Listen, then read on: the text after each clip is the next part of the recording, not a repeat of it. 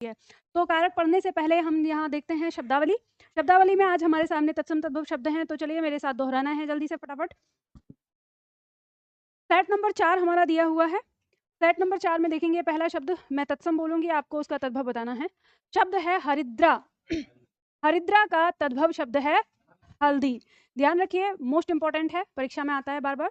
शब्द है हस्त, तत्सम शब्द, इसका तद्भव होगा हाथ। शब्द है उल्लास, हर्षोल्लास जो हम कहते हैं खुशी मनाना, इसका तद्भव शब्द है हुलास।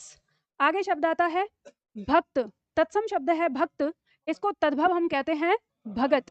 आगे शब्द है भगिनी, भगिनी शब्द तत्सम शब्द है, इसका तद्भव बहिन। ठीक है, बहिन आज वर्तमान समय में बहन शब्द जो हो गया है, ठीक है, जो ये बहिन शब्द है इसे आप बोलते हो बहन, सिस्टर। ठीक है, तो अभी यहाँ पे यानी जो इसका अगर तत्सम तद्भव आएगा तो तद्भव आपको ये रखना है, लेकिन वर्तमान समय में हमारा शब्द जो है बहन बन चुका है। अब कई बार आप ऐसा हो सकता है वर्तनी में आपके सामने दोनों नाम आए कि बहन होगा या बहन होगा, या आप पढ़ते होंगे या कोई आपको ऐसा मिल सकता है, अगर बिहार या इलाहाबाद की तरफ का मिला तो वह व्यक्ति बहन बोलेगा। ठीक है, और हम यहाँ पे जो बोलते हैं वो बहन बोलते हैं, तो मतलब वही शब्द है। आगे शब्द आता है भाद्रपद। भाद्रपद क्या है? भाद्रपद मंथ का नाम है, ठीक है, हिंदी महीने का नाम है, तत्सम में हम भाद्रपद कहते हैं, और इसका तद्भव हम क्या बोलते हैं? भादों। आगे शब्द है भ्रू। भ्रू तत्सम में कहते हैं, इसका तद्भव हो जाएगा भौ या बौह। ठीक है, आगे शब्द आता है भ्रमर। भ्रमर तत्सम में कहते हैं, इसका तद्भव क्या हो जाता है? भवरा। आगे शब्द है भातृव्य, तत्सम में है, इसका तद्भव हो जाता है भतीजा। आगे शब्द है भात्रजाया, ये तत्सम में है, इसका तद्भव क्या हो जाता है? भौजाई। और भौजाई को आज क्या कहते हैं वर्तमान में? भाभी। ठीक है, आगे शब्द आता है हमारा पर्ण। पर्ण कहते हैं तत्सम में, इसका तद्भव होता है पत्र। और वहीं पर एक शब्द आता है पर्ण, इसका तद्भव में क्या होता है? पत्ता। तो विकल्प में आपको दोनों में से कोई एक मिलेगा। ठीक है, अगर पर्ण का पत्ता मिले तो मतलब ये जो पत्र मिले, तो इस पत्र का मतलब है आपका जो लेटर जो कहते हैं वो पत्र से, और जब पर्ण का विकल्प में आपका पत्ता मिलेगा तो जो पेड़ का पत्ता होता है उसके लिए आ रहा है। तो ये दोनों ये क्यों बने हैं? तो इसलिए क्योंकि हमारा जो पत्र हुआ करता था पुराने समय में वो पेड़ के पत्ते पर ही होता था, तो इसलिए उसको पर्ण ही बोला जाता था। ठीक है, तो पत्ता कहें या पत्र कहें, इनको संस्कृत में पर्ण ही कहते थे। आगे शब्द है पर्यंक। पर्यंक शब्द अगर आपको याद होगा तो हमने संस्कृति भिन्नार्थक शब्द में किया था ये। पर्यंक तत्सम शब्द है, इसका तद्भव हो गया पलंग। आता है, अति महत्वपूर्ण है। शब्द है पृष्ठ। पृष्ठ तत्सम में, इसका तद्भव क्या हो गया? पीठ। आगे शब्द है पृथ्वी। अब देखो आपको तत्सम तद्भव में ना कुछ शब्द इस तरह के मिलेंगे, जैसे शब्द है पृथ्वी। इसका जो तद्भव बनाया है वो पृथ्वी बनाया है, और अगर यही विकल्प में आपको मिल जाए वर्तनी शुद्धिकरण के लिए तो यह शब्द आपका गलत होता है। ठीक, तो जैसे हमारी किताबों में लिखा हुआ है, दिया है, और ये सारी चीजें सही मायने में देखा जाए तो पृथ्वी कोई बोलता भी नहीं है, लेकिन बस ना ये किताबों में एक तरह से बस रखे गए, जबरदस्ती के थोपे गए हैं। पर अगर प्रश्न आपका आता है तो आपको यहाँ पे लिखना है, क्योंकि जैसा जो मेरा अध्ययन कहता है, मेरा अध्ययन कहता है कि चाहे वो हमारा तत्सम शब्द हो चाहे तद्भव शब्द हो, जब बात वर्तनी की आती है तो दोनों ही शुद्ध रूप होने चाहिए। और अगर हम ये कह रहे हैं कि तत्सम सही है तद्भव गलत है, तो फिर हमें उसे पढ़ना भी नहीं चाहिए, क्योंकि वो गलत ही है तो। और अगर वो सही है तो फिर हमें उसे सही में रखना चाहिए, और हमें उसकी वर्तनी तत्सम और तद्भव के अकॉर्डिंग रखनी चाहिए। अपनी जगह पर खड़े हो जाओ, या पीछे जाके खड़े हो जाओ, या यहाँ खड़े हो, एक जना वहां खड़ा हो जाए, पीछे वाले का रास्ता ब्लॉक नहीं करना है, दो यहाँ पे खड़े हो जाओ बराबर।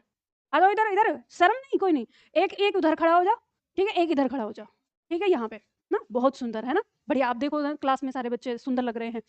ठीक है, तो ये बात समझ में आ गई आप लोगों को? तो यहाँ पे मतलब ऐसे ही बहुत सारे शब्द हमारे मन में आएंगे। फिर जब आप पढ़ते हो तो पढ़ते समय आपके दिमाग में फिर एक पॉइंट आएगा कि मैम जब ये यहाँ पे हम तत्सम में पढ़ रहे हैं, तद्भव में पढ़ रहे हैं इसको, तो फिर तो ये शब्द सही होना चाहिए, फिर ये गलत क्यों माना जा रहा है? तो ऐसे बहुत सारे शब्द आपके सामने आएंगे। तो ये आपको ये ध्यान रखना है कि जो हमारा तद्भव वाले शब्द रहेंगे, इनमें से कुछ ही शब्द होंगे जो हमारे लिए शुद्ध वर्तनी वाले होंगे, अन्यथा हमारे तद्भव वाले जो है वो अक्सर हमारे अशुद्ध वर्तनी वाले हैं। ठीक है, जैसे यहाँ पर हम देखेंगे कि शब्द है हमारा पंख, तो ये शुद्ध वर्तनी है, लेकिन वहीं पे परीक्षा जो दिया हुआ है ये अशुद्ध वर्तनी है हमारी। ठीक है, वहीं पे ये अशुद्ध वर्तनी है, ये शुद्ध वर्तनी है। तो ऐसे आपको तमाम शब्द आगे जाके इसमें मिलेंगे जो अशुद्ध वर्तनी के अंतर्गत आएंगे। तो बस अभी इन सारे शब्दों को आपको किसके आधार पर याद करना है? तो तत्सम तद्भव के आधार पर याद करना है। ठीक है, चलो आगे देखो, शब्द पक्ष, पक्ष हमारा शब्द है जिस जो तत्सम है, इसका तद्भव क्या हो जाएगा? पंख। तो यहाँ जो पक्षियों का पंख होता है उसी को हम संस्कृत में पक्ष कहते हैं। और इसी पक्ष का मतलब एक तरह से जैसे अब हम हिंदी में कुछ पक्ष को भी बोलते हैं, यानी उसका पक्ष लेना, यानी उसकी तरफ लेना, तरफदारी करना, तो ये भी शब्द आता है। लेकिन यहाँ पे जो पक्ष है इसका अर्थ किससे है? पंख से है। आगे शब्द आता है परीक्षा। तो परीक्षा शब्द का तद्भव हो जाएगा परीक्षा। शब्द है पाद। पाद शब्द तत्सम में है, इसका तद्भव क्या हो जाएगा? पैर। आगे शब्द आता है हमारा पवन। अब देखो पवन शब्द का ये हमारा तत्सम है, अब इसका तद्भव दिया है हवा।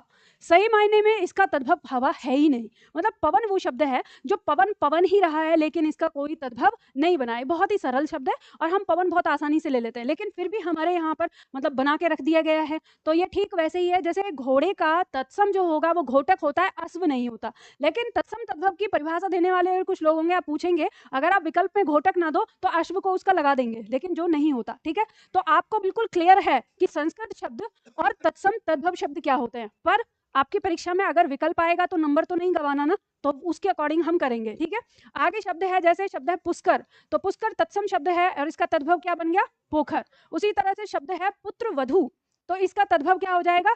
पतोहु। ठीक है, आगे शब्द आता है पुराण या पुरातन, तो इसका तद्भव क्या हो जाएगा? पुराना। आगे शब्द आता है पुस्तक। पुस्तक को हम कहते हैं तद्भव में पोथी। ठीक है, आगे शब्द आता है फुल। फुल शब्द तत्सम में बोलते थे, अब इसका तद्भव क्या हो गया है? फूल। आगे शब्द फूल नहीं होगा, फूल होगा। ठीक है, शब्द है प्रकट। प्रकट शब्द तत्सम का है और इसका तद्भव क्या हो गया? परगट। ठीक है, आगे शब्द है प्रस्विन्न। प्रस्विन्न शब्द का तद्भव हो जाएगा पसीना। ठीक है, आगे शब्द है प्रद्युण। प्रद्युण, यहाँ पे ये आधा द और य है। ठीक है, तो इसे प्राद्युण बोलेंगे। इसका तद्भव क्या हो जाएगा? पहुना। पहुना क्या हो गया? दामाद। ठीक है, वो उसी के लिए आ रहा है, वही शब्द है आपका। आगे शब्द है हमारा प्रशस्तर। प्रशस्तर का आ गया पत्थर। ठीक है, चलो तो ये आपको समझ में आ गया। जाओ बैठो अपनी जगह पे। अब कल से मत करना इस तरह से, नहीं तो ऐसे ही प्रसाद।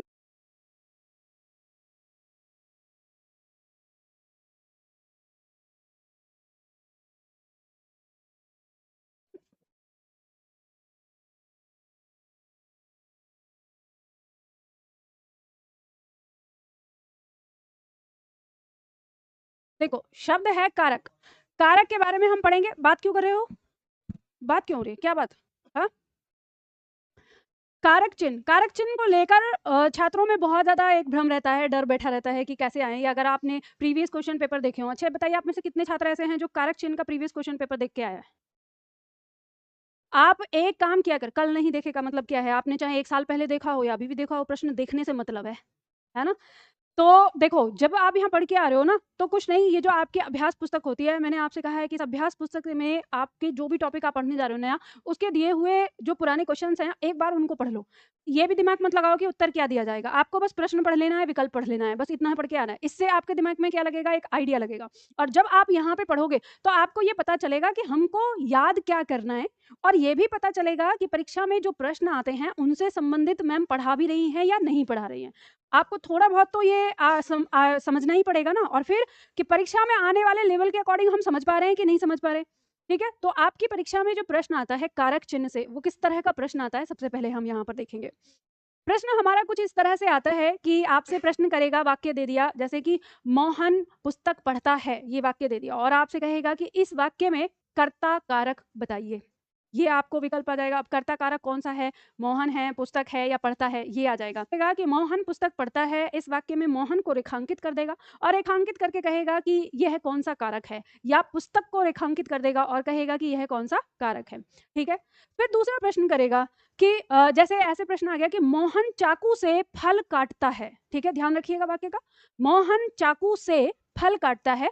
अब इसमें कुछ भी रेखांकित नहीं करेगा, सीधा पूछेगा इस वाक्य में कौन सा कारक है।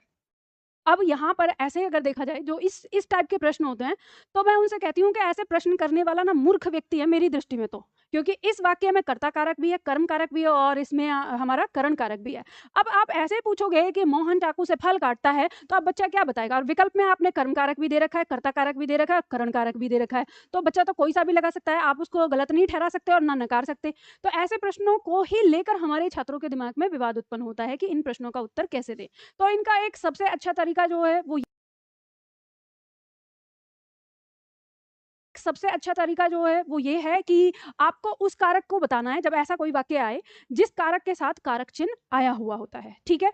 या फिर वो विकल्प ऐसे रखता है कि विकल्प में वो ना तो कर्ता देगा और ना ही कर्म देगा, वो कहेगा करण है, संप्रदान है, अपादान है, अधिकरण है, ऐसे रख देगा। तो वहां आपको पता चल गया कि तीनों कारकों में से जो विकल्प में है वो आपका उत्तर हो जाएगा, ठीक है। तो ऐसे प्रश्न आते हैं। वहीं पर भी दूसरा प्रश्न एक कुछ इस तरह से आता है कि आपसे प्रश्न किया कि मोहन सोमवार को स्कूल जाएगा, ठीक है। वह आपको वाक्य दे दिया कि मोहन सोमवार को स्कूल जाएगा और सोमवार को रेखांकित किया और आपसे कहा कि ये बताइए इसमें कौन सा कारक है। अब क्योंकि आप कारक की पहचान करते हैं कर्ता ने कर्म को करने से, ये सारणी के अनुसार, तो यहाँ पे सोमवार को, तो यहाँ को आ रहा है, तो आप इसको किस में रखेंगे, कर्म में रखेंगे। लेकिन आप जब उत्तर देखेंगे तो वहां अधिकरण मिलेगा। अब यहाँ पे आप एकदम से सत्य में आ जाएंगे कि जब यहाँ पे सोमवार को दिया है, को कारक चिन्ह है, तो ये क्या होना चाहिए, तो अधिकरण कैसे आ गया, ये तो कर्म होना चाहिए था। लेकिन वहीं पे अगर ये वाली चीज आ गई कि माँ बच्चे को सुलाती है, तो यहाँ पे बच्चे को, ये कौन सा हो गया, ये कर्म कारक हो गया। तो अब आपके सामने जो मेन प्रॉब्लम होती है वो ये आती है कि कभी तो ये को हमारा कर्म बन जा रहा है, कभी ये को हमारा मतलब अपादान बन जा रहा है, सॉरी अधिकरण बन जा रहा है, और ये संप्रदान हमारा भी बनता है। कैसे, जैसे मान लो आएगा कि हरि मोहन को रुपये देता है, तो यहाँ पे जो मोहन को आएगा ये फिर आपका क्या हो जाएगा, संप्रदान हो जाएगा। यहाँ पे आपके सामने ये दिक्कत आती है कि कब कहाँ कैसे प्रयोग कर रहा है और हम इसकी पहचान कैसे करेंगे। तो इन्हीं सारी चीजों को समझने के लिए आपको यहाँ पर कई सारे पॉइंट समझने पड़ेंगे। सबसे पहला तो कारक और कारक चिन्ह क्या होता है, किसका क्या होता है, ये समझना होगा। दूसरा आपको समझना होगा कि जो कारक आ रहा है, कोई भी कारक किस लिए प्रयोग किया जा रहा है, उसका क्रिया से क्या संबंध है, ये सारी चीजें हमें समझनी होगी। और जब हम इन सारी चीजों को समझ लेंगे तो जितने भी तरह के आपके प्रश्न होंगे परीक्षा में, आपके सब हल हो जाएंगे, ठीक है। तो हम लोग शुरुआत करते हैं। और तीसरा पॉइंट, कुछ ऐसे प्रश्न भी होते हैं जो वाक्य अशुद्धि होती है और वाक्य अशुद्धि को शुद्ध करके आपको उसका कारक पहचानना होता है। जैसे ये वाक्य था कि मोहन सोमवार को स्कूल जाएगा, यह वाक्य अशुद्ध है क्योंकि यहाँ पे सोमवार को जो दिया है ये कारक चिन्ह गलती प्रयोग हुआ है। यहाँ पर होना चाहिए मोहन सोमवार में स्कूल जाएगा, और जब सोमवार में आएगा तो में होने के कारण आपको अधिकरण का पता चल जाएगा। लेकिन यहाँ पर क्या है, वाक्य प्रयोग करते समय अशुद्धि दी गई है और अशुद्धि करके आपको कंफ्यूजन कर दिया गया है, ठीक है। तो यही तीनों चारों पॉइंटों पर दृष्टि डालते हुए हम आगे बढ़ेंगे। तो चलिए शुरुआत करते हैं कि कारक हमारा क्या होता है, इसकी परिभाषा क्या होती है। हम जब परिभाषा की बात करते हैं तो यहाँ पे हमारी परिभाषा पहले कहती है कि वाक्य में प्रयोग होकर क्रिया से संबंध बताने वाले शब्द क्या कहलाते हैं, कारक कहलाते हैं, तथा वाक्य में कारकीय संबंधों को बताने वाले चिन्ह को हम कारक चिन्ह कहते हैं। अब इसकी ये परिभाषा देखकर हमको एक बात समझ में आती है कि इसका मतलब कारक और कारक चिन्ह, इन दोनों में अंतर है। हम कारक चिन्ह को कारक नहीं कह सकते और कारक को कारक चिन्ह नहीं कह सकते, यानी ये दोनों अलग अलग हैं, तो उसे हम जानेंगे। फिर आगे अथवा पॉइंट हमारा कह रहा है कि किसी वाक्य में जो चिन्ह क्रिया को संज्ञा या सर्वनाम से जोड़ते हैं वह कारक चिन्ह कहलाते हैं। अब यहाँ पे जो दिया है, परिभाषा ने कहा है कि वाक्य में जो चिन्ह क्रिया को किसी संज्ञा या सर्वनाम से जोड़ने का काम कर रहे हैं वो चिन्ह हमारे क्या कहला रहे हैं, कारक चिन्ह कहला रहे हैं। आगे पॉइंट दिया है कि कारक चिन्ह को हम परसर्ग अथवा विभक्ति के नाम से भी जानते हैं। तो ध्यान रखिएगा, जो शब्द होता है कारक चिन्ह उसी को हम परसर्ग कह देते हैं और उसी को हम विभक्ति कह देते हैं। लेकिन इन तीनों से अलग एक शब्द और है और वो है कारक। यानी इन तीनों से एक अलग शब्द जो है वो क्या है, कारक। तो मतलब हमें ये पता चल गया कि जिसे हम कारक कहेंगे उसे हम परसर्ग या विभक्ति नहीं कह सकते। तो परसर्ग और विभक्ति हमारा क्या है, कारक चिन्ह है। तो यानी मैंने पहले ही आपको दो शब्द दिए हैं, एक कारक है और एक कारक चिन्ह है। तो इन दोनों में आपको अंतर होना चाहिए क्योंकि प्रश्न जो है वो आपके ऐसे ही पूछे जाते हैं। कभी वो कहेगा कि कारक बताइए और कभी वो कहेगा कि कारक चिन्ह बताइए, ठीक है। तो ऐसे करके अलग, यानी एक एक लेवल ऊपर जो आएगा अभी तक आपका, तो वो ऐसे जाएगा। अगर उसने अलग अलग करना पूछना शुरू कर दिया तो वहां पे प्रश्न जो है हमारे गड़बड़ हो जाते हैं। तो यहाँ आपको समझना है। अब चलो इसे समझ लेते हैं कि भाई कारक क्या होता है और कारक चिन्ह क्या होता है, इनमें क्या अंतर होता है। तो यहाँ पे हम उदाहरण लिखेंगे और उदाहरण लिखते हुए इसे समझने की कोशिश करेंगे। जैसे वाक्य प्रयोग करते हैं, वाक्य है कृष्ण ने, हाँ जी, यहाँ पे जो उदाहरण दिया हुआ है वहां पे लिखना है आपको, सत्य की रक्षा के लिए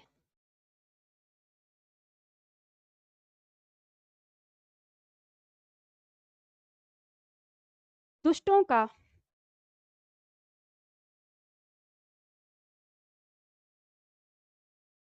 संहार किया।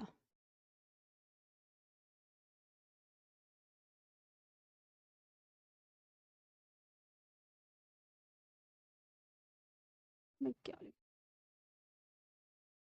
अरे ये घ नहीं है भाई, ये ह है, बार बार घ क्यों बन जा रहा है?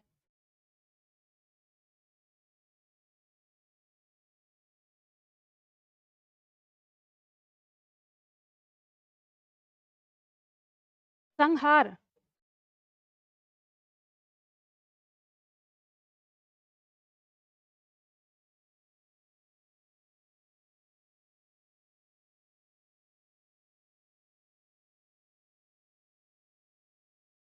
ये एक लाइन में कर लेते हैं थोड़ा सा।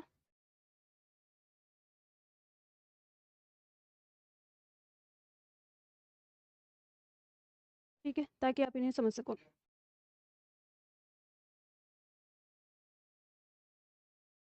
देखो, यहाँ पे समझना है क्रिया क्या है हमारी। क्रिया है संहार करना। रख लेते हैं, पूर्ण विराम उधर चला गया। क्रिया है संहार करना, या एक बार को अगर हम देखें संहार करना भी ना तो किया, सिर्फ इतना ही। ठीक है, अब यहाँ पे आप देख रहे हैं कि एक दिया है कृष्ण ने। ठीक है, किसने किया? अगर हम प्रश्न करते हैं किसने किया? कृष्ण ने। अब किसकी रक्षा के लिए? तो सत्य की रक्षा के लिए। एक ये की आ गया, फिर आ गया के लिए। ठीक है, रक्षा के लिए और दुष्टों का। तो यहाँ हम देख पा रहे हैं कि ने, की और के लिए और का, ये जो हमारे सामने आए हैं इनको हम कहेंगे कारक चिन्ह, और इन्हीं को हम कहेंगे परसर्ग। इन्हीं को हम कहेंगे विभक्ति।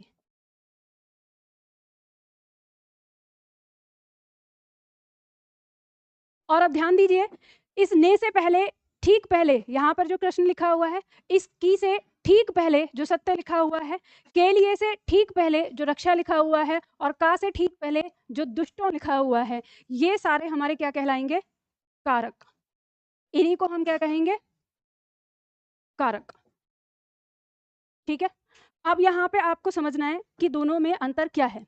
दोनों में अंतर यहाँ पर ये है कि जो हमारा ने, की, के लिए, ये सब क्या है? चिन्ह हैं, और इन चिन्हों से हम ये पहचानेंगे कि ये कौन से कारक हैं। ठीक है, अब जैसे मान लो इस वाक्य में अगर आपसे किसी ने कहा कि इसमें बताइए कि कर्ता कारक कौन सा है, तो कर्ता कारक बताइए कृष्ण होगा या ने होगा? यही तो गलती हो जाएगी। मैंने कहा है कि अगर आपसे किसी ने पूछा कि इस वाक्य में कर्ता कारक क्या होगा, तो आप यहाँ बता रहे हैं ने, जबकि ने तो हमने क्या लिखा है? कारक चिन्ह।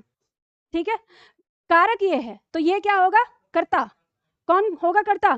कृष्ण। और जो ने है ये वो चिन्ह है जो ये पहचान बता रहा है कि कर्ता कौन सा है। क्या समझे? समझ में आया? अब देखो यहाँ पर, जैसे मान लो अगर मैं आपसे कहूं कि काकी के जो चिन्ह है ये, ठीक है, काकी के, ये चिन्ह संबंध कारक के हैं। ठीक है, तो ये किसके हैं? संबंध कारक के। मैं आपसे पूछती हूँ कि इस वाक्य में मुझे संबंध कारक बताइए, कहाँ दिख रहे हैं आपको? एक तो का से पहले यहाँ दिख रहा है दुष्ट, तो ये हो गया संबंध कारक, और यहाँ पे आ गया की दिख रहा है, तो सत्य। समझ में आई? अभी ये ऐसे ही समझो, बाकी और सारी चीजें हम देखेंगे सबका एक तरफ से कैसे पहचान होती है। तो अगर मैंने यहाँ पे आपसे पूछा, मैं फिर दोबारा से अपना प्रश्न बदल रही हूँ, आप फिर से ध्यान दीजिएगा। इस वाक्य में संबंध कारक चिन्ह कौन सा है बताइए? संबंध कारक चिन्ह कौन सा है? का और की। ठीक है, और संबंध कारक कौन सा है? सत्य और दुष्टों। ठीक है, वहीं पे अगर मैं आपसे कहूं कि संप्रदान, तो संप्रदान के लिए होता है कारक चिन्ह। ठीक है, तो अगर मैं आपसे पूछूं कि संप्रदान कारक चिन्ह कौन सा है इसमें? के लिए। और संप्रदान कारक कौन सा है? रक्षा। ठीक है, बात समझ में आ गई? अभी आपको यही समझना है क्रिया से क्या संबंध है, ये सब हम आगे पढ़ेंगे, अभी हमें ये सब नहीं देखना।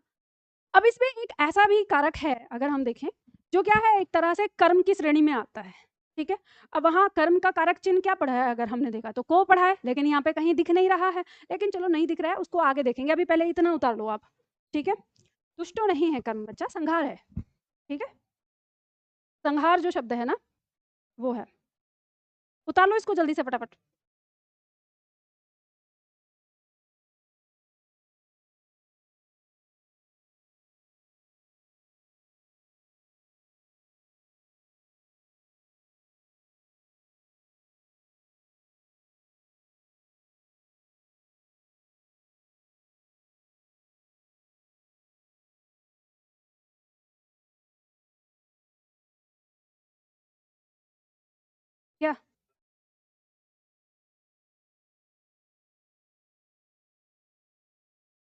अच्छा मतलब okay okay okay okay okay, ये सा के ऊपर लग रहा है। मैं तभी यह सोच भी रही थी कि क्या इसमें मैंने गलती भी की ऐसे, पर सर्ग है ना, यहाँ आएगा। ठीक है, अब सही हो गया, हो जाता है वो, एक बार मैंने चेंज किया था ना तो उसके चलते में हो गया वो।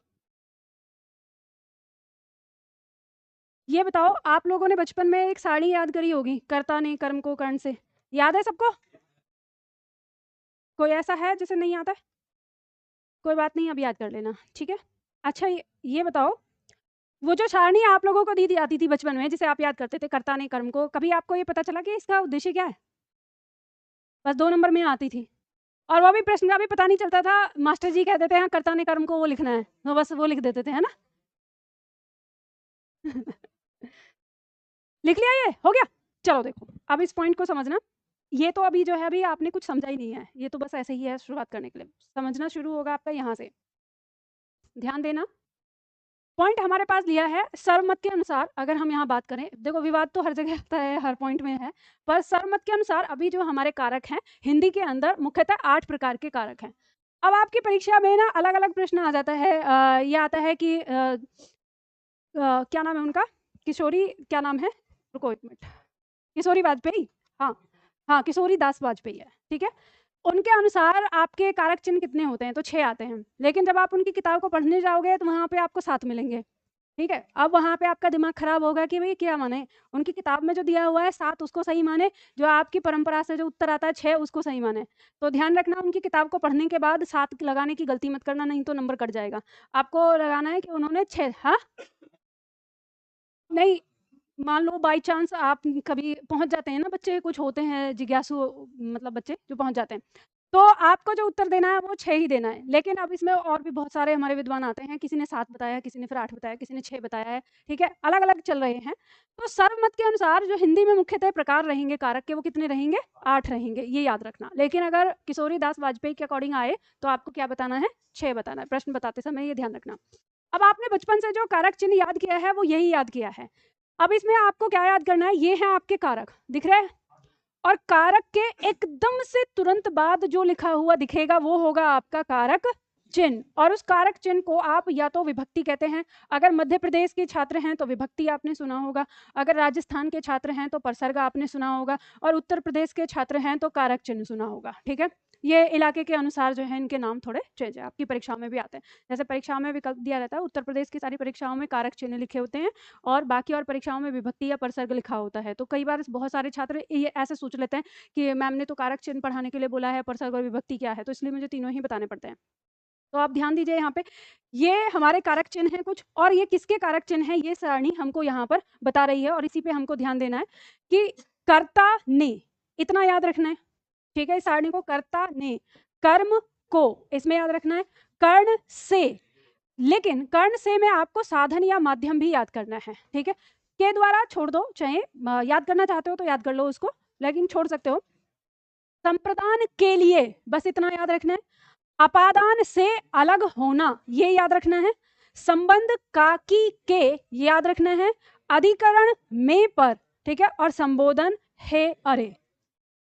तो ये सारणी आपको दिमाग में रखनी है, और ये सारणी आप अपने दिमाग में रखेंगे तो इससे आपको क्या बेनिफिट मिलेगा कि अगर आपसे कोई पूछता है कि कारक चिन्ह आपका कौन सा है या इसमें कारक कौन सा है, तो आप उसके कारक चिन्ह की मदद से आप उसका नाम पहचान सकते हैं। जैसे आएगा, आता है, हमने याद किया संप्रदान के लिए, तो हमें जब जैसे ये हमारे दिमाग में रहेगा संप्रदान के लिए, तो हमें याद आ जाएगा कि के लिए जो वाला कारक होगा वो क्या होगा, संप्रदान होगा, ठीक है। या ऐसे आ जाएगा कि जैसे को दिया है तो कर्म को, तो यानी को वाला जो होगा वो क्या होगा, कर्म होगा, या में या पर दिया है तो वो क्या होगा, अधिकरण होगा। अब आपके दिमाग में प्रश्न आएगा कि मैम उस तरह से तो फिर हमें जो कंफ्यूजन पैदा होगा वो से में होगा, यहाँ पे भी से आ रहा है, यहाँ पे भी से आ रहा है, तो इस से के लिए आपको कोड दिया है आगे, साधन या माध्यम और अलग होना। तो एक से आपको साधन या माध्यम का बोध कराएगा तो वो करण कहलाएगा, और एक से आपको किसी चीज के अलग या पास होने का बोध कराएगा तो वो अपादान कहलाएगा। तो अब इन्हीं सारी चीजों को विस्तार से पढ़ेंगे हम। ठीक है, फिर आपके दिमाग में प्रश्न आ सकता है कि मैम आपने तो ये कहा था अभी कि जो को है वो अधिकरण वाले शब्द को भी बता रहा है, जैसे सोमवार शब्द के साथ आ गया, और को जो है वो कर्म के साथ आ रहा है तो संप्रदान के साथ भी आ रहा है, तो फिर इसकी पहचान कैसे करेंगे?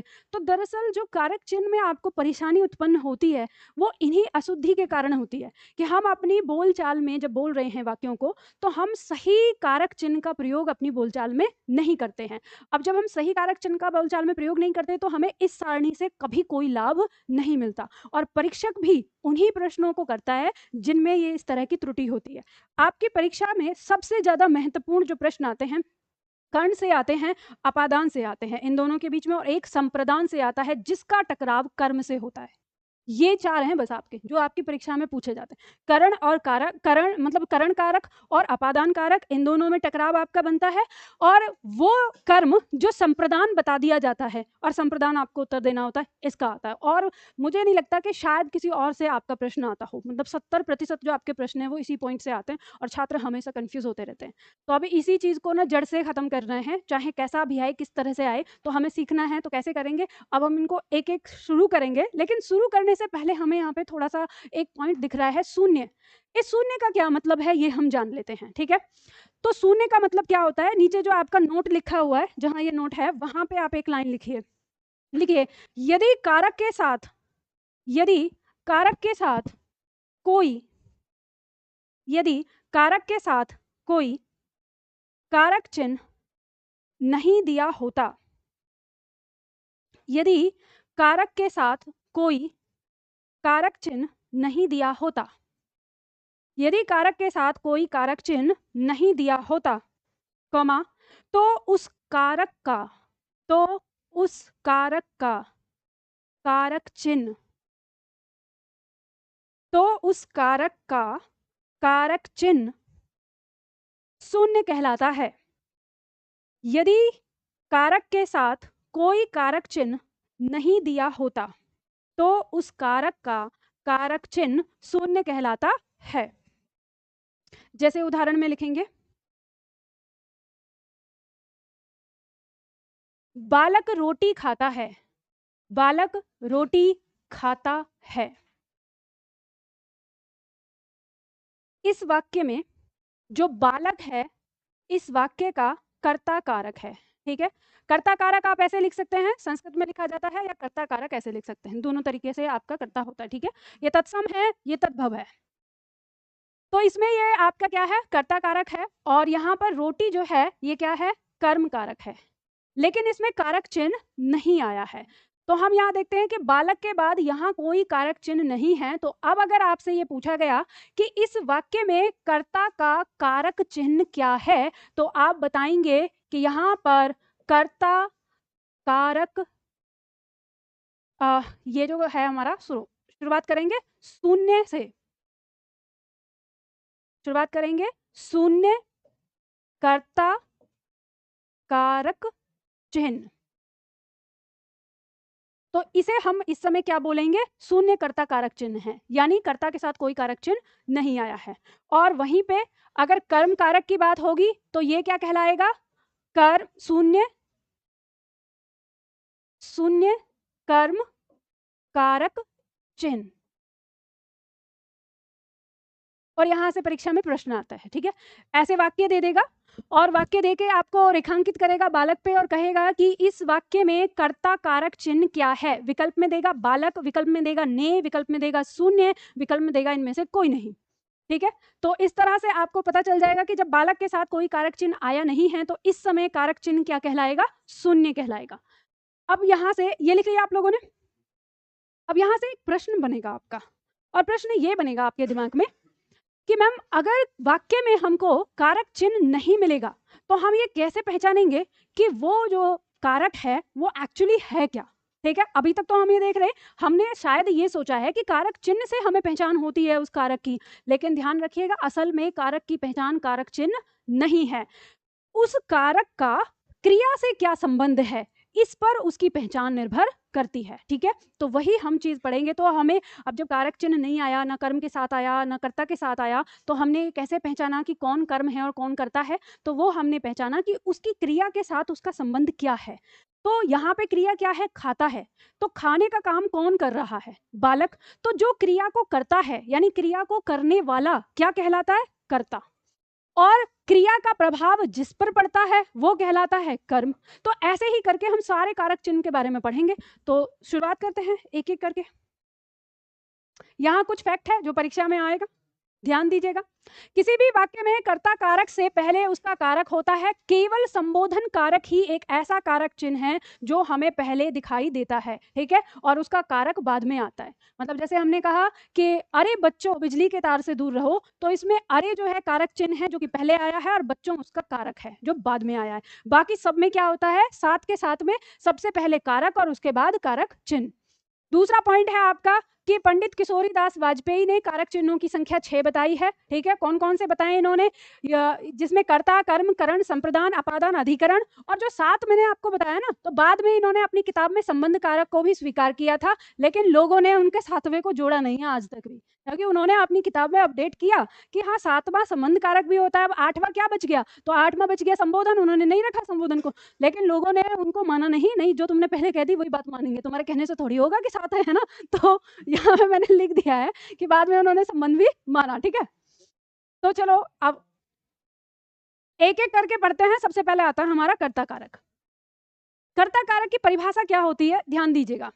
कर्ता कारक, अब सुनो, जो मैं बता रही हूँ यहाँ पे आपको हाईलाइट करना है, तो बॉक्स में डालिएगा या हाईलाइटर का प्रयोग करिएगा। यहाँ पे हम देखेंगे, कह रहा है कि कर्ता कारक वह है जो वाक्य में क्रिया का संपादन करे, अर्थात यानी जो क्रिया को कर रहा है। तो अर्थात संज्ञा या सर्वनाम का वह रूप जो वाक्य में क्रिया करता है, क्या कहलाता है, कर्ता कारक कहलाता है। यानी वाक्य में जो क्रिया करने वाला है वो उस वाक्य का क्या कहलाता है, कर्ता कहलाता है। अब इसका कारक चिन्ह ध्यान दीजिएगा। कह रहा है कि इसके साथ आने वाला जो चिन्ह होता है उसे हम कर्ता कारक चिन्ह कहते हैं, तथा इसका कारक चिन्ह क्या होता है, ने होता है। मैं जहां पे राउंड कर रही हूँ या बॉक्स बना रही हूँ उसको हाईलाइट कर लेना, ऐसे ही राउंड कर लेना, और जिसके नीचे हम लाइन खींच रहे हैं वो आपको लाइन खींच देनी है। अब ब्रैकेट में दिया है कि वाच्य में के द्वारा और से होता है, तो जब हम वाच्य पढ़ेंगे उस समय ध्यान देंगे, इसको नहीं लिखा रहने दो। आगे कह रहा है कभी कभी को कारक चिन्ह भी कर्ता के लिए आता है। अभी तक तो हमने 2 ही जगह देखा, 3 जगह देखा, अधिकरण में देखा, संप्रदान में देखा और कर्म में देखा, अभी कर्ता भी को लेके आ रहा है, तो यानी चौथी जगह आ गया। तो इसका मतलब कारक चिन्ह से तो हम कभी भी बिल्कुल पहचान नहीं कर सकते। तो कह रहा है कि कर्ता भी कभी कभी अपने साथ को लेकर आता है। तो अब हमें जो रियल में पहचान करनी होगी वो करनी होगी क्रिया का उससे संबंध जो है, और यहाँ हमको क्रिया का संबंध क्या पता चलता है, काम को करने वाला, जो उस वाक्य में काम को कर रहा है, चाहे उसके साथ ने लगे, के द्वारा लगे, से लगे, को लगे, ना लगे, वो काम कर रहा है तो वो उस वाक्य का कर्ता है, ठीक है। अब इसी चीज को यहाँ पे हम देखेंगे, पहचान जो है आपको पता चल जाएगी। जो उदाहरण आपके दिए हुए हैं जहाँ पे स्थान, वहां पे आपको उदाहरण लिखने हैं। चलो उदाहरण लिखते हैं।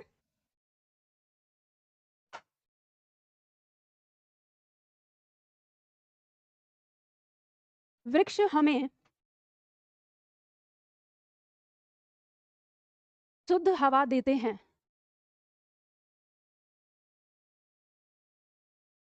ठीक है, दूसरा वाक्य लिखेंगे।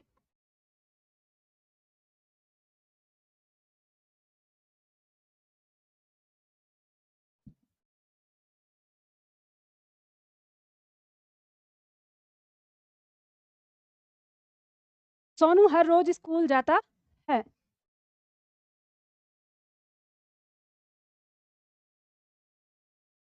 बंदर ने केला खाया।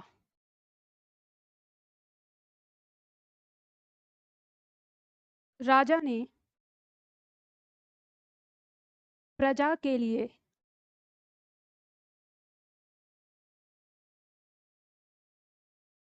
सड़क बनवाई।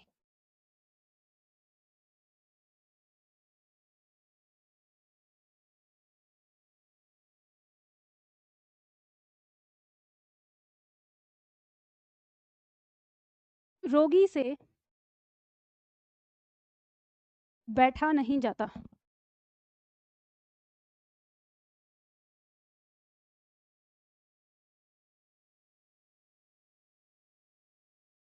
दूसरा, दीपक को बाजार जाना है।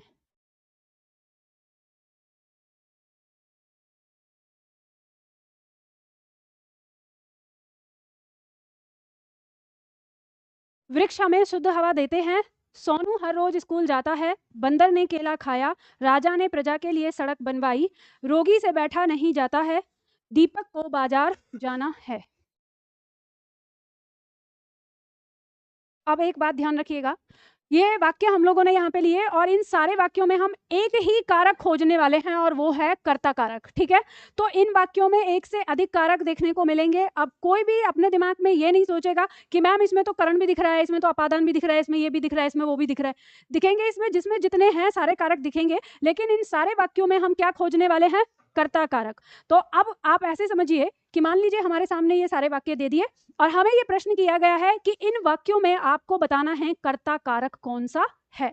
तो जो हमें खोजना है वो क्या खोजना है कि इनमें कर्ता कारक हमारा कौन सा है। ठीक है, चलिए, तो हमारे पास कर्ता कारक को खोजने के बहुत सारे तरीके हैं। सबसे पहला तरीका जो हमने जाना है कि वाक्य में काम को करने वाला ही क्या है? कर्ता कारक है। तो हम देखते हैं, पहला वाक्य, वृक्ष हमें शुद्ध हवा देते हैं। इसमें काम क्या हो रहा है? हवा देने का काम हो रहा है, और ये हवा देने का काम कौन कर रहा है? वृक्ष कर रहे हैं। तो हमारा कर्ता कारक कौन है? वृक्ष है। ठीक है, दूसरा वाक्य कह रहा है कि सोनू हर रोज स्कूल जाता है। इस वाक्य में काम क्या हो रहा है? स्कूल जाने का काम हो रहा है। अब जाने का काम करने वाला कौन है? सोनू है। तो इस वाक्य का कर्ता कारक क्या होगा? सोनू। अब तीसरा वाक्य हमारा कहता है कि बंदर ने केला खाया। अब खाने का काम किसने किया है? बंदर ने किया है। देखो ये क्या है, हम किससे पता कर रहे हैं? क्रिया से ही पता कर रहे हैं, ध्यान रखना। तो हम क्रिया से पता कर रहे हैं, तो क्रिया ही संबंध बता रही है कि मेरा उससे क्या संबंध है।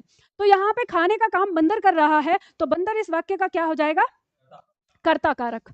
राजा ने प्रजा के लिए सड़क बनवाई। अब सड़क बनवाने का काम हुआ है, तो बनवाने का काम किसने किया है? राजा ने किया है। तो यहाँ पर जो राजा है ये क्या हो गया? हमारा कर्ता कारक हो गया।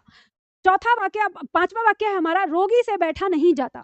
अब इसमें जो क्रिया है वो क्या है? बैठना, बैठने का मतलब बैठा नहीं जाता, यानी बैठा पूरी क्रिया आएगी, है ना, संयुक्त क्रिया के अंदर आ रहा है कि बैठने का काम नहीं हो पा रहा। किससे नहीं? वो कौन है जो बैठने का काम नहीं कर पा रहा? तो वो है रोगी। तो अब हम इसे ये अब ये मत कहना कि मैम जब काम ही नहीं कर रहा, जब उसे बैठा ही नहीं जा रहा, तो करता कैसे हो जाएगा? तो काम को करने वाला या काम को नहीं करने वाला, ठीक है, उसी में आएगा। अगर हम ये नहीं हटा दें तो बैठ जाएगा फिर, ठीक है, तो हो जाएगा उससे काम, तो मतलब वो कौन होगा? रोगी। अब आगे कह रहा है कि दीपक को बाजार जाना है। तो यहाँ पे बाजार जाने का काम कौन करने वाला है? दीपक। तो दीपक इस वाक्य का क्या हो जाएगा? कर्ता। तो आपको क्या समझ में आया सारे वाक्यों में कि कर्ता कारक की पहचान करने के लिए हम कारक चिन्ह के पास नहीं जाएंगे, हम जाएंगे क्रिया के पास और उसे पूछेंगे कि तुम्हारा संबंध क्या है कर्ता से, और वो कौन है कर्ता। तो यहाँ हमें पता चल जाता है, भले ही यहाँ अब मुझे बताइए कि किसके साथ कौन सा कारक चिन्ह यहाँ प्रयोग हो रहा है? वृक्ष के साथ कौन सा कारक चिन्ह है? शून्य कारक चिन्ह। इसे आप ये नहीं कहेंगे कि कोई भी नहीं, इसको क्या है? शून्य कारक चिन्ह। सोनू के साथ क्या है? शून्य कारक चिन्ह। बंदर के साथ क्या है? ने कारक चिन्ह। राजा के साथ ने कारक चिन्ह। रोगी के साथ से कारक चिन्ह, और दीपक के साथ को कारक चिन्ह। ठीक है, तो हमें कारक चिन्ह अलग अलग मिल रहे हैं, लेकिन हमने यहाँ पर फिर भी पहचान कर ली है कि हमारा कर्ता कारक कौन सा है। ठीक है, बताइए इसमें कर्ता कारक को समझने में अगर किसी को कोई परेशानी है?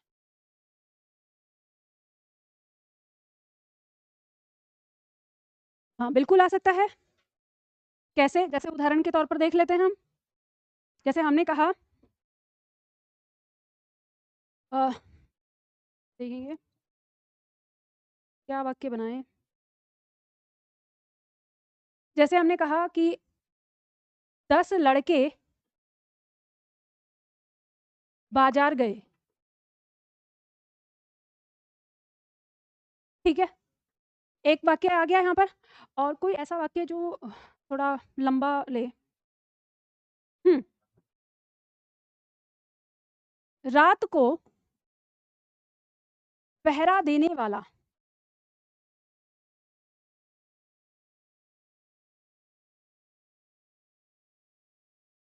चौकीदार मारा गया। अब इस वाक्य में आपको देखना है, कर्ता खोजना है। ठीक है, तो इसमें कैसे पता चलेगा कर्ता कारक के बारे में? तो हम जब पहले बाजार गए, कौन गए बाजार? लड़के गए, तो इस 10 से हमको कोई मतलब नहीं है, पहले आ रहा है। तो यहाँ पे लड़के गए बाजार, तो ये हमारा क्या हो गया? कर्ता कारक हो गया। और हमने कहा रात को पहरा देने वाला चौकीदार मारा गया, तो क्रिया जो हुई है किसके साथ हुई है? यानी कौन है वो जो मारा गया है? चौकीदार। तो ये चौकीदार हमारा क्या हो गया? यहाँ पे कर्ता हो गया। ठीक है, इस तरह से आ जाएंगे। बहुत सारे प्रश्न होते हैं, जैसे मान लो ऐसा आ गया, लंका का राजा रावण बहुत बड़ा विद्वान था। देखो, एक होता है प्रथम कर्ता, एक होता है द्वितीय कर्ता, एक होता है मरने करने वाला और एक करवाने वाला, ठीक है। तो जो करता है ना उसमें दोनों ही आता है, करने वाला और करवाने वाला, ठीक है। तो अब मारा किसी और नहीं, लेकिन मरा कौन है, तो वो भी तो करता ही है ना, उसके साथ काम हुआ है। तो आप इसको हटा के दूसरा वाक्य ले लो, जैसे हमने कहा लंका का राजा, लंका का राजा रावण, या ऐसे करते हैं, इसमें का हटाकर के लगाते हैं, लंका के राजा रावण ने सीता को चुराया, ठीक है। अब समझ लो भाई, अच्छा नहीं लग रहा है, ये हो रहा है, समझने के लिए बता रही हूँ, एकदम तुरंत नहीं आ जाता। या चलो ठीक है, मत करो ये,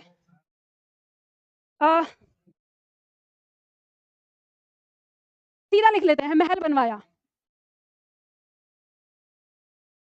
ठीक है। अब अच्छा लग रहा है तो यहाँ पर अच्छा एक बात और देखना, यहाँ पे मैंने पहले लिखा लंका का राजा रावण, और फिर मैंने आगे कुछ बदलने के लिए फिर का को के में बदला। तो आप जानते हैं यहाँ से आप ये समझ लेंगे कि कैसे बदलता है। हम रावण के साथ यहाँ पर क्या लगा रहे हैं, ने कारक चिन्ह लगाने जा रहे हैं। तो ने कारक चिन्ह लगाने के कारण यहाँ पर जो हमारा कारक चिन्ह है वो आकारांत एकारांत हो गया, समझ गए। ये प्रभाव पड़ता है, जैसे लड़का ने और लड़के ने हम लिखते हैं, तो ये इस कारक चिन्ह का प्रभाव, क्योंकि ये रावण की विशेषता बताने के लिए ये सारा सब कुछ, तो इसका प्रभाव यहाँ पर भी पड़ रहा है, ठीक है।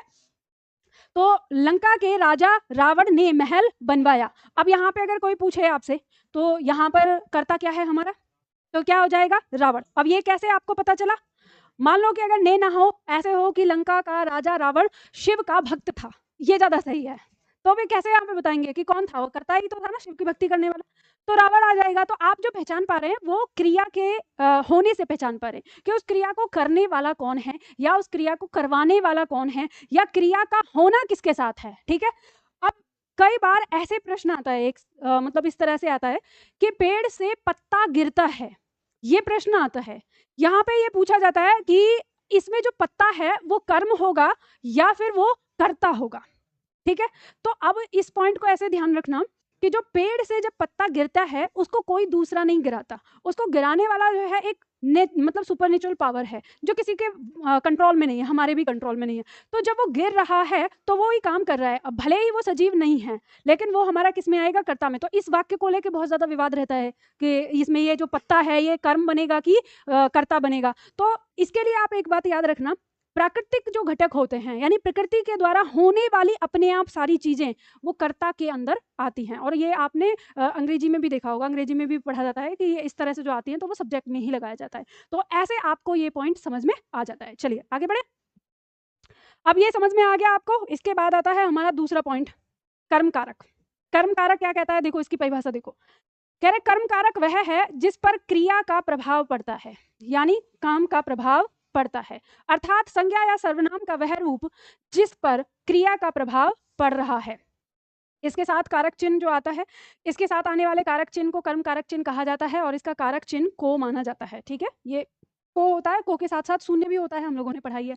अच्छा, इससे पहले मैंने आप लोगों को कर्ता की पहचान नहीं बताई, ठीक है।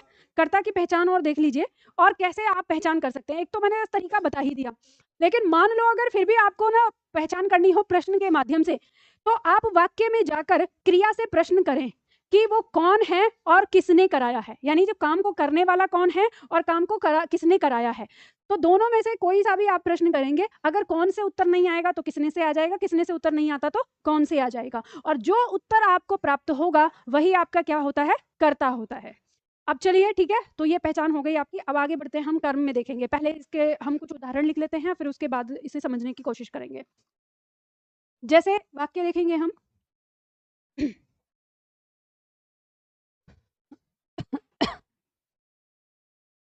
वाक्य है हमारा, बालक ने रोटी खाई,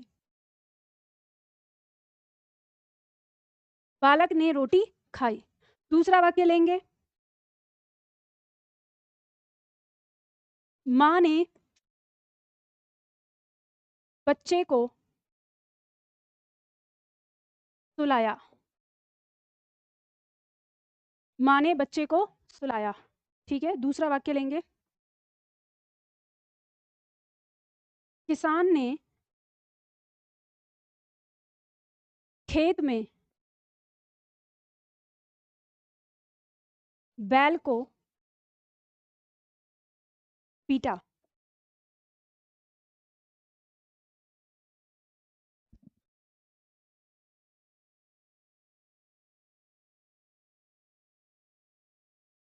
मोहन पुस्तक पढ़ता है। मोहन पुस्तक पढ़ता है। और एक वाक्य और लिख लूं,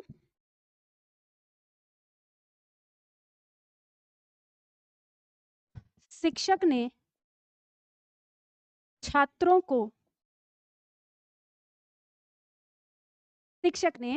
को मतलब पिटवाओगे ही, हिंदी पढ़ाई।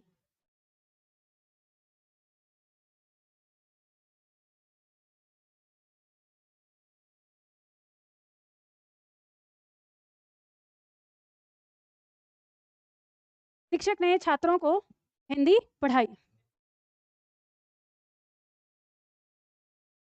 अब इस वाक्य में आप सभी लोगों को ये तो पता है कि कर्ता कौन सा होगा, वो तो पता है, लेकिन अभी हम यहाँ क्या जानना चाहते हैं, कर्म जानना चाहते हैं। तो हमको पता है कि इसमें कर्ता तो है, लेकिन हमें जो पहचान करनी है वो किस में करनी है, कर्म कारक की करनी है। ठीक है, अब इसमें और भी कारक हो सकता है, ठीक है, अधिकरण हो सकता है, करण हो सकता है, संप्रदान हो सकता है। तो हमें जो फोकस करना है वो किस पे करना है, कर्म पे करना है। कर्म की परिभाषा क्या कह रही है, कर्म की परिभाषा में कहा है कि क्रिया का प्रभाव जिस पर पड़ेगा वो क्या कहलाएगा, कर्म कहलाएगा। अब सोचो क्रिया का प्रभाव कैसे। अब हमें ये पॉइंट तो पता चल गया कि जब क्रिया है, क्रिया को करने वाला, तो वो तो हमने बहुत आसानी से पहचान लिया।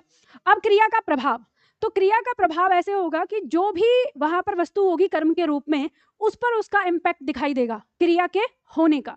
तो जैसे कैसे, उदाहरण के तौर पर समझेंगे, बालक ने रोटी खाई, तो इसमें क्रिया क्या हुई है, खाई, खाने का काम हुआ है, तो रोटी के साथ क्या हुआ, रोटी खत्म हो गई।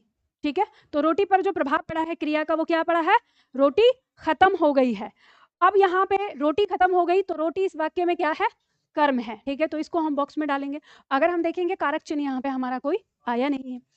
फिर हम देखेंगे माँ ने बच्चे को सुलाया, तो क्रिया क्या है, सुलाना। अब सुलाने का इम्पैक्ट माँ पर पड़ा या बच्चे पर, बच्चे पर क्या प्रभाव पड़ा है, बच्चा सो गया है, तो यानी बच्चे पर प्रभाव पड़ा है, तो बच्चा यहाँ पर क्या हो जाएगा, हमारा कर्म हो जाएगा। ठीक है, तीसरा पॉइंट देखेंगे, किसान ने खेत में बैल को पीटा, और जो क्रिया हुई है वो क्या हुई है, पीटने की हुई है। पीटने का प्रभाव किस पर पड़ा है, बैल पर, क्योंकि बैल के बेचारे का शरीर दुख रहा होगा जो उसने पिटाई की है, तो प्रभाव पड़ा है किस पर, बैल पर पड़ा है। तो बैल क्या हो गया इस वाक्य में, कर्म हो गया।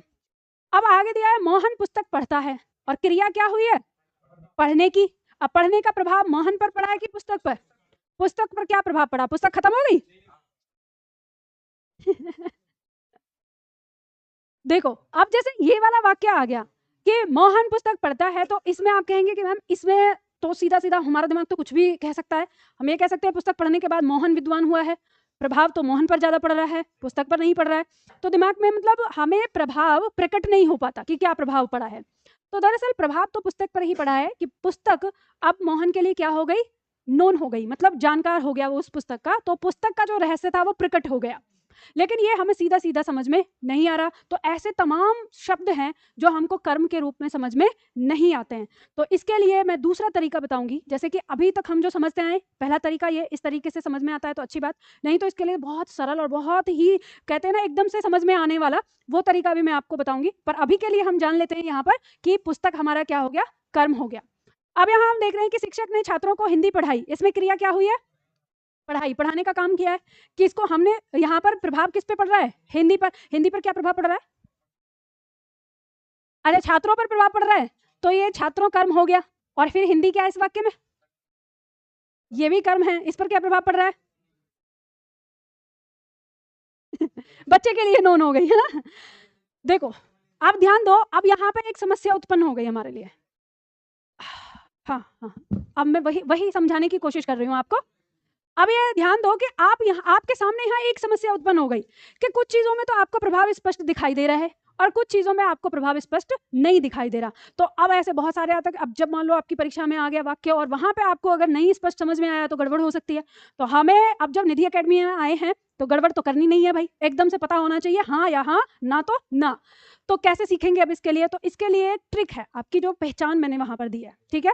तो क्या, हाँ ऊपर पहचान दी है, देखो कर्म की पहचान में वहां पॉइंट दिया है कि हमें क्रिया के पास जाकर क्या और किसको से प्रश्न करना है, जो हमें उत्तर में प्राप्त होगा वही हमारा कर्म होगा। तो आप देख लेते हैं, और ये ऐसी पहचान है कि जब भी किसी वाक्य में आपको कर्म निकालना हो, इसी फॉर्मूले को अपनाना और आपको कर्म मिलेगा। अब क्रिया क्या है? बालक ने रोटी खाई, क्या खाई? तो रोटी खाई, तो रोटी वाक्य का कर्म हो गया। क्या सुलाया से उत्तर नहीं आता, अटपटा लगता है। किसको सुलाया? बच्चे को, तो ये बच्चा हमारा क्या हो गया? कर्म हो गया। क्या पीटा से उत्तर नहीं आता, लेकिन किसको पीटा से बैल को, ठीक है। उसके बाद क्या पढ़ता है? पुस्तक पढ़ता है, तो पुस्तक कर्म हो गया। और फिर क्या पढ़ाई? हिंदी पढ़ाई, एक कर्म। और किसको पढ़ाई? छात्रों को पढ़ाई। तो अब यहाँ पे आपको एक पॉइंट और समझ में आता है, जब हम क्या से प्रश्न करते हैं तो हमको निर्जीव मिलेगा, ठीक है। हमको क्या मिलेगा? निर्जीव, जिसमें प्राण नहीं है। और जब हम किसको से प्रश्न करेंगे तो हमको क्या मिलेगा? सजीव। बात समझ में आ गई ना? तो अब इस तरह से आप फिर से चेक कर सकते हैं, रोटी क्या है? निर्जीव, तो क्या से उत्तर मिल रहा है, ठीक है। नहीं, वो पेपर में आपसे ये पूछेगा कि कर्म बताना है या नहीं बताना है, या फिर ये कहेगा कि इसमें कारक कौन सा है, ठीक है। तो हाँ, रेखांकित करके ऐसे करके वो पूछेगा। पवन, जिस समय पढ़ते हैं ना उस समय तुम प्रश्न की चिंता मत किया करो, ठीक है, इसलिए मैंने तुमको मना किया हुआ है। अभी तुम बेफिक्र होकर ऐसे पढ़ाई करो, प्रश्नों की चिंता ना करो, प्रश्न सब हो जाएंगे। ये समझ लिया तो सारे प्रश्न हो जाएंगे। तो अब देखो फिर से, रोटी हमारा निर्जीव है। फिर हमने कहा क्या सुलाया, अब हम क्या सुलाया, अगर वहां कोई निर्जीव होता तो हमें उत्तर मिलता, लेकिन वाक्य में जो कर्म है वो क्या है? सजीव है। तो किसको सुलाया से आया। वहीं पे क्या पीटा, अगर निर्जीव होता तो उत्तर मिलता, लेकिन सजीव था तो इसलिए किसको से उत्तर आया। अब यहाँ पे क्या पढ़ता है, तो पुस्तक पढ़ता है। और हम कहेंगे, जैसे कह रहे थे कोई छात्र कि किसको पढ़ता है तो भी पुस्तक आता है, तो किसको पढ़ता है, पुस्तक अगर सजीव होती तो आपको जरूरत पड़ती किसको से, क्योंकि आपको दोनों से ही उत्तर मिल रहा है ना। लेकिन हम वहां पढ़ रहे हैं कि क्या पढ़ाई, तो हिंदी, हिंदी क्या है? सजीव तो है नहीं, निर्जीव ही है। और किसको पढ़ाई? छात्रों को पढ़ाई। तो अब यहाँ आपको ये भी पता चल गया कि किसी वाक्य में दो कर्म भी हो सकते हैं। तो नीचे वाला जो वाक्य है इसमें कितने कर्म है? दो कर्म, तो नोट कर लो। और ध्यान रखना, जब किसी वाक्य में दो कर्म आएंगे तो जो क्रिया से ठीक पहले वाला होता है इसको कहते हैं मुख्य कर्म, ठीक है। ये क्या कहलाएगा? मुख्य कर्म। और मुख्य कर्म से पहले जो होता है वो कहलाता है गौण कर्म। गौण का मतलब होता है कम महत्वपूर्ण, ठीक है। अब एक पॉइंट और यहाँ पे आप लोगों को एक बात समझ में आ जाएगी, मुख्य कर्म के साथ कोई कारक चिन्ह नहीं होता, लेकिन जो गौण कर्म होता है उसके साथ कारक चिन्ह होता है। यदि हमारे वाक्य में दो कर्म आए हैं तो मुख्य कर्म सदैव शून्य कारक चिन्ह वाला होगा और गौण कर्म सदैव कारक चिन्ह वाला होगा। और उसमें भी एक और पहचान बन जाती है कि शून्य कारक चिन्ह निर्जीव कर्म के साथ होगा और को कारक चिन्ह सजीव कर्म के साथ होगा। मैं ये बात लिखवा रही हूं, इसको लिख लो, ये प्रश्न आता है एक एक नंबर में, ठीक है। हाँ देखो, ध्यान दो, ये तो आपको पता चल गया ना। यहाँ पर ये आपको देखना है कि मुख्य कर्म के साथ शून्य कारक चिन्ह होता है और गौण कर्म के साथ को कारक चिन्ह होता है, ठीक है। मुख्य कर्म के साथ शून्य कारक चिन्ह और गौण कर्म के साथ को कारक चिन्ह। और यदि वाक्य में दोनों कर्म हैं जैसे आए हैं तो मुख्य कर्म सदैव निर्जीव और गौण कर्म सदैव सजीव होता है। मुख्य कर्म निर्जीव और गौण कर्म सजीव होता है। पर यह परिस्थिति कब होती है? जब किसी वाक्य में दोनों कर्म आए हों। अब अगर सिंगल सिंगल हो जाए, यानी किसी वाक्य में अगर एक एक कर्म आया है तो हर, चाहे वो निर्जीव हो, चाहे वो सजीव हो, चाहे को कारक चिन्ह के साथ हो, चाहे ना हो, हर सूरत में मुख्य कर्म ही कहलाएगा, ठीक है।